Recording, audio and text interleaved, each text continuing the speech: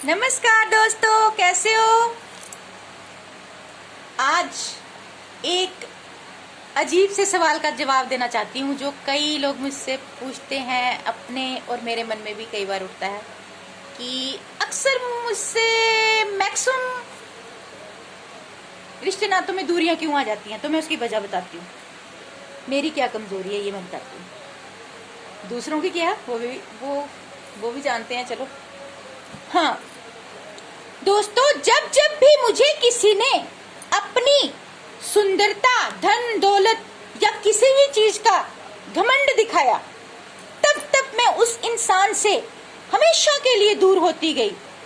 जब जब मुझे किसी ने अपने अत्याचारों से झुकाना चाहा, मुझे अपने रोब से डराना चाहा, मुझ पर अपना हुक्म चलाना चाहा, मेरी आजादी को छीनना चाहा, तब तब ही मैं हर उस इंसान से ना चाहकर भी दूर होने को मजबूर होती गई। दोस्तों, मैं ढारी माँ की भक्त, मुझे किसी की गुलामी बिल्कुल पसंद नहीं और अपनी आज़ादी का मैंने कभी गलत फायदा ना उठाया, ना उठाऊंगी। मैं सत्य प्रेम पर चलती हूँ, चलती रहूंगी। मेरे अलग अपने उसूल हैं जिसकी वजह से मेरे उसूल किसी को पसंद नहीं आते। मैं सत्य बोलती हूँ, झूठ ना मैं सुनना पसंद करती हूँ, ना मैं बोलती हूँ। ना मैं किसी के दिल से खेलती हूँ, ना मैं खेलूंगी, लेकिन मेरे दिल से लोग दिमाग लगाकर चले जाते हैं। तो फिर जब मुझे पता चलता है कि सामने वाला तो मेरे साथ दिमाग लड़ा रहा है, चलाकियां कर रहा है, मतलब चलाकियां माता रानी में तुरंत पकड़ा देती है, तुरंत मुझे समझ आ जाती है। और मुझे घमंडी एटीट्यूड वाला वही इंसान कहता है जिसमें खुद हद से ज्यादा घमंड और एटीट्यूड होता है। क्योंकि मैंने तो हमेशा हर इंसान में प्रेम ही देखा, क्योंकि मेरे अंदर प्रेम है, सत्य है। तो मेरे साथ कोई भी किस भाव से बात करता है तो मैं उससे हमेशा विनम्रता से, सच्चे दिल से बात करती हूँ।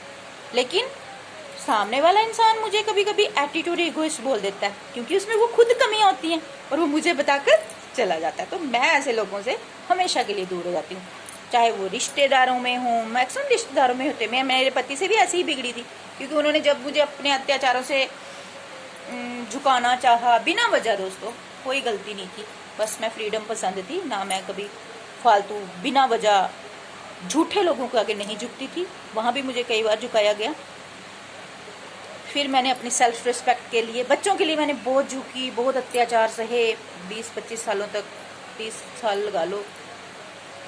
पर जब बच्चे बड़े हो गए तो मेरी अंदर आत्मा से माता रानी तो मुझे पहले ही कहती थी कि सेल्फ रिस्पेक्ट देख अपनी। तो फिर अत्याचारों के खिलाफ आवाज़ उठानी पड़ती है, माँ काली, माँ चंडी, माँ दुर्गा बन के। पहले तो मैं एकदम तपस्विनी, अभी भी है, 9 रूप है मेरे में। दोस्तों, ये जटाओं में 9 पिंडियाँ बनी हुई हैं और पूरे 9 रूपों वाली भावनाएं मुझ में आ जाती हैं। जहाँ प्रेम बांटना है वहाँ प्रेम, जहाँ क्रोध दिखाना है वहाँ क्रोध, ममता, प्रेम, हर रूप होता है नारी का, पुरुषों का भी होता है। और मैं किसी जेंडर के खिलाफ बात नहीं करती, लेडीज़ जेंट्स सब में डोमिनेशन, इस तरह की भावनाएं होती हैं, चाहे वो कोई भी हो।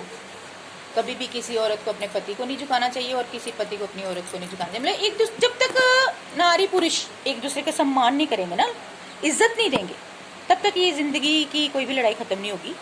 ये मेरा अनुभव रहा है।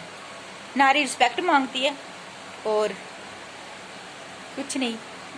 मैं तो बस रिस्पेक्ट से कोई बात कर दे, मैं उसी में खुश हो जाती हूँ। और अब तो किसी से कोई आशा ही नहीं रखी सिवाय भगवान के।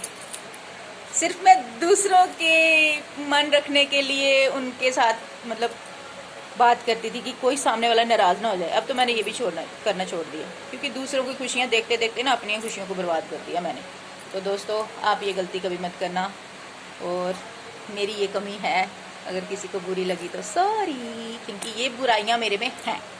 स्वाभिमान में बहुत, सेल्फ रिस्पेक्ट मुझे सबसे प्यारी है, क्योंकि मेरी आत्मा में वो परम तत्व रहता है और मैं उसका अपमान नहीं सह सकती। गलती हो तो मैं सिर झुका के, नाक रगड़ के माफ़ी मांगती हूँ, और गलती ना हो तो मेरी गर्दन पे कोई तलवार रख दे नहीं मानती।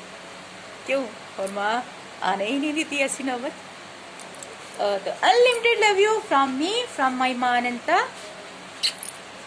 आप सबको अनंत प्रेम और अपनी फ्रीडम से जिए, ना किसी को झुकाइए, ना कभी झुकिए, सत्य प्रेम पे चलिए। मैं कौन होती हूँ वैसे आपको बताने वाली, मैं खुद ऐसा करती हूँ। आपको क्या करना है ये आपका अपना नज़रिया है, आपका अपना डिसीजन है, आपकी अपनी ज़िंदगी है। क्या करना है क्या नहीं करना ये आपकी अपनी मर्जी है ना। ज़िंदगी में दो रास्ते होते हैं, जैसे हम सड़क पे भी चलते हैं, एक तरफ नाली होती है, एक तरफ सड़क होती है। हम हमेशा साफ सड़क पर चलना चुनते हैं, नाली में तो कोई पैर नहीं रखता ना। ऐसे ही ज़िंदगी में हर रास्ते होते हैं, तो ये आपकी इच्छा है क्या चुनना है क्या नहीं चुनना है ना। खुश रहिए।